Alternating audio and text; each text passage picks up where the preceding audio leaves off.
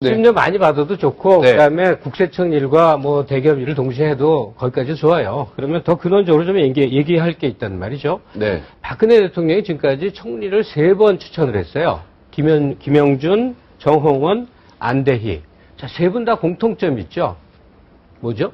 출신이 검사, 검사라는 판사. 거죠. 법조인이라는 얘기죠. 네, 법조인이죠. 예, 법조인 선호의 의미가 뭘까를 우리 한번 좀 생각을 해봐야 되는데, 저도 이제 안대희 후보하고 긴 인터뷰를 과거에 한 적이 있어요. 네. 이건 약간은 농담처럼 하고 싶은 얘기인데, 정치인이 되기 전에 안철수 씨와 너무 닮았어요. 조심조심 말하고, 반듯하고, 예의 바르고 착한. 과거에 안철수 씨 모습이 그랬었거든요. 그래서 참 비슷하게 닮았다 그 생각을 제가 이제 기억 속에 갖고 있는데, 그 외엔 보지는 못했습니다만, 여하간 이 세 분이 갖는 공통점을 따르게 말하면, 동종교배의 문제점이라는 점이에요. 동종교배. 같은 권부 내에 자기가 선호하는 지역과 모든 것들을 좁혀놓으니까 항상 반복되는 문제가 있는 것이죠. 국정을 좀 총괄적으로 크게 봐서 새로운 미래를 개척할 수 있는 어떤 해안이라든지 용기라든지 이런 각도에서 대통령 다음 자리 총리가 나타나는 것이 아니라 그냥 아주 작은 사람이 계속 나타난다는 거예요.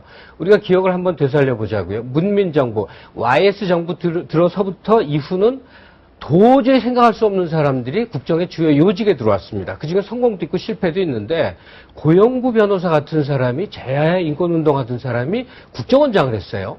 또 누가 있을까요? 한승원 변호사 같은 분도 감사원장을 했어요. 네. 그 밖에 청와대 안에 포진해 있는 사람들을 보면, 지금 보수정권 기준으로 보면 YS 정부 때 순빨갱이 소리 듣는 분들도 있었어요.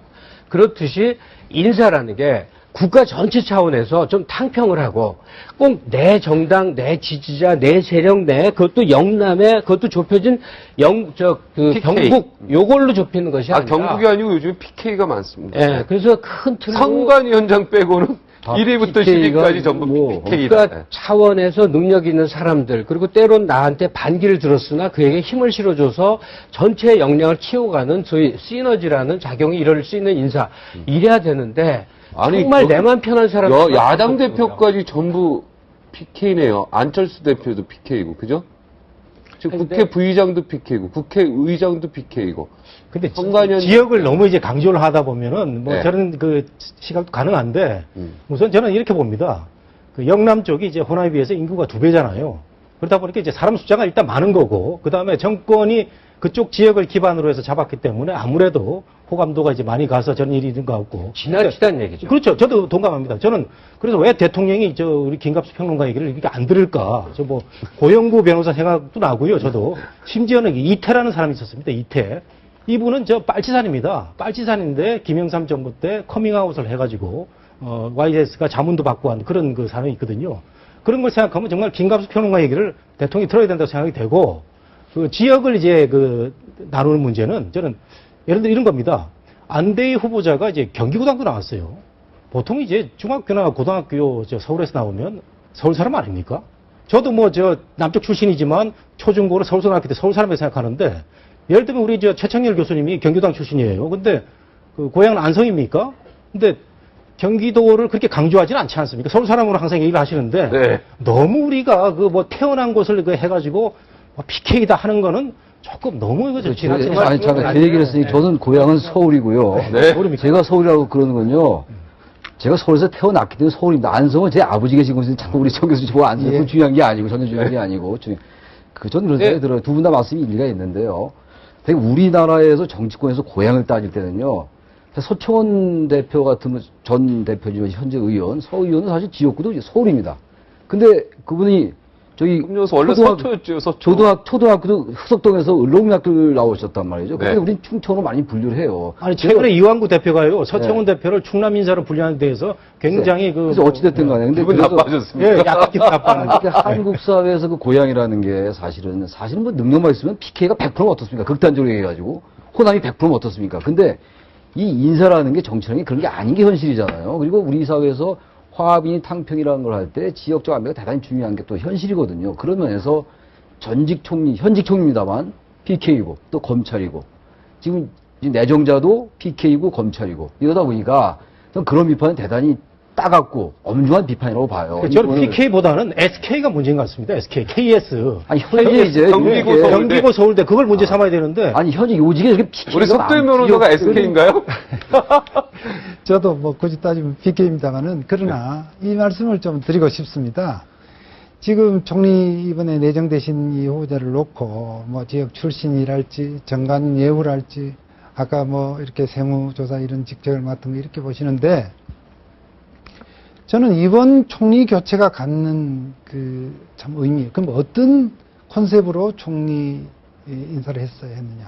지금 아시다시피 이번 이 상은 화합 탕평에 지금 중점이 있는 그런 시기가 저는 좀 그 순서는 좀 뒤다 이렇게 봅니다. 다시 말하면 세월호 사고라고 하는 정말 전대미문에 정말 어떤 참사가 있는 가운데에서 우리가 모든 것에 비정상의 어떤 정상화를 얘기하고 그동안 쌓여진 여러 가지 적폐를 얘기하고 이 모든 국가의 어떤 시스템이 흐트러진 것을 지금 이번 세월호 사고를 하나의 계기로 해서 새롭게 지금 정립해 나가자. 그러려면 예를 들어서 총리가 되실 분을 정할 때 여러 가지 한 사람이 만능이면 좋겠지만 예를 들어 국민 대통합의 정신에도 맞고 이런 국가 질서를 바로 세워서 국가를 개조하는 능력도 갖춰야 되고 또 나름대로 어떠한 결단력도 있어야 되고 그러나 모든 것을 다 갖추기가 쉽지 않은 상황에서 제가 볼 때는 참 대통령께서 종전의 그 인사는 다소 우리가 이렇게 언론에서 접할 때 좀 이렇게 자기하고 어떤 어느 정도 관계가 있거나 신뢰가 있으시다거나 약간 보수적인 그런 인사를 좀 하신 것이 일반적인 네, 믿음이 가는 평이었다고 사람. 하면 네.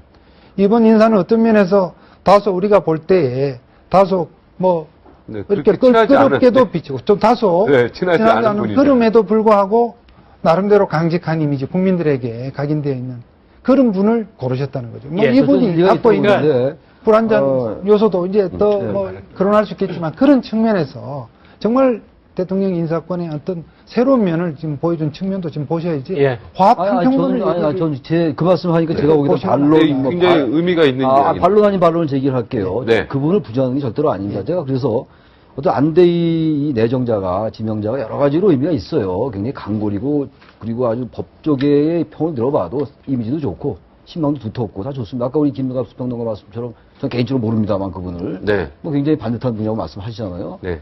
저는 그건 의미가 있다고 보는데, 우리가 항상 어떤 사안을 볼 때, 긍정과 부정의 양면을 같이 봐야지 잘못된 걸 보완할 수가 있는 거거든요. 전 긍정적 면이 굉장히 많다고 봐요.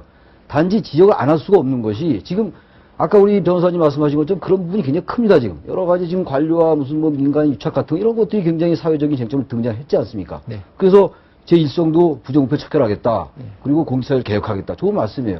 제가 그래서 아까 모두에 드린 말씀이 검찰총장이나 감사원장이 그런 것들을 하고 총리는 그런 것과 더불어가지고 국무총리라고 뭡니까? 대통령을 보좌해서 행정학부 통화하는 자리 아닙니까, 이게. 감사원장과 검찰총장은 또 결이 다른 자리란 말이죠. 그렇기 때문에 뭔가 화합이나 탕평도 부정부패 척결이나 관료사를 개혁하는 건 못지않게 대단히 중요하다. 그 논거는요. 우리 사회가 지금 여러 가지 그 유착관계, 자본과 이익이 너무 앞서지고 인간과 인권보다 빠른 성장 과정에서 나타나는 비리들이고 부조리, 모순들이거든요. 그래서 지금 국민이 많이 굉장히 찢어져 있어요. 그래서 유난히 화합을 강조하는 것이고, 그 지난 대선 때 왜 그랬습니까? 왜 이렇게 화합을 강조했고, 경제민주화를 왜 이렇게 강조했어요? 박근혜 후보가. 그걸 어떻게 설명할 겁니까? 그러니까 총리가 이번에 그런 것도 좀 포함하는 그런 것들이 아쉽다는 말씀 드리는 거지, 안대희 내정자의 그런 점이 나쁘다는 얘기 아닙니다. 안대희 내정자 그러면 청문회 만에 의원이시면 통과시키는 거죠, 교수님? 단지 전관 내용이나 이런 것들 네. 남 검증해 그러니까 봐야 되는 사회적 거죠. 시스템에 대한 시스템 문제다. 내용 자체를 제가 안대희 개인에 대한 문제는 그건 아니다. 문제지. 단지 네. 전관 내용에 관한 문제 따져보자 이런 얘기죠. 네. 석동현 변호사께서 얘기하신 대국민 이미지를 많이 고려한 것 같다에 동의를 해요. 좋은 이미지를 갖고 있는 후보자를 선택을 한 거거든요. 네. 그런데 지금이 어떤 시기냐, 시기에 대한 진단은 좀 다른 것 같아요. 지금 심지어 국가 개조, 일제시대에 생각나는 뭐 국민 개조론 생각나는 국가 개조하는 얘기까지 나오고 있는 판이에요. 그러니까 뭔가 추슬러야 될 때죠. 이게 시스템이 망가졌다는 의미의 얘기인 거거든요. 여기에 대해서 진단이 상당히 달라져 있어요. 공직기관이 확립되지 못해서 이랬다고 같은 진단을 한다 하더라도요. 지금 가령 어떤 유명 논객의 말을 그대로 인용하자면 끼리끼리 대대로 이권과 자리를 주고받으면서 계속 물려온 최종적인 결과물 이거 아니겠는가. 왜냐하면 그런 일이 반복되다 보면 자기가 열심히 할 필요 없어요. 자기가 자리 가졌을 때 최대한 먹는 겁니다. 그런 이 과거 독재 시절 혹은 50이나 유신 시절의 폐해가 바로 그런 거였거든요. 권력을 일정 소수 집단이 전부 전유함으로 해서 그들끼리 나눠 먹다 보면 사회가 끝없이 부패해가고 안전사고도 그 결과물로 생겨나는 거죠. 그렇다면 이런 상황에 대해서 바른 진단을 했다고 한다면 바로 그 시스템 내부의 전형적인 사람 그리고 세월호 같이 우연한 사고가 벌어져도 유족들이 청와대를 찾아가는 대통령 2인 통치, 그 뒤에 있는 비서실장 정확한 말하면 대원군 통치의 분위기가 아니라 그걸 넘어설 수 있는 소위 정치적 총리가 나타났어야 된단 말이에요. 그래서 사람들이 국가적 중대 사안이 벌어지면 청와대를 바라보는 게 아니라 그 주무 부처나 혹은 총리를 바라볼 수 있어야 되죠. 그들이 어떻게 활동하는지, 뭐라고 발언하는지. 지금 아무도 그러지 않습니다. 정홍원 총리가 하루하루 뭐 하는지에 대해서 아무 관심도 없는 시절을 우리가 보냈거든요. 예, 그 말씀 맞는 자, 그런 점에 있어서 네. 반듯한 이미지의 안대희 총리 후보자가 이것을 가기를 통과한다 한들 국민적으로 쪼개져서 분열해서 지금 시위에 나서고 있는 수많은 국민들 마음을 다독여줄 수 있을 것이냐.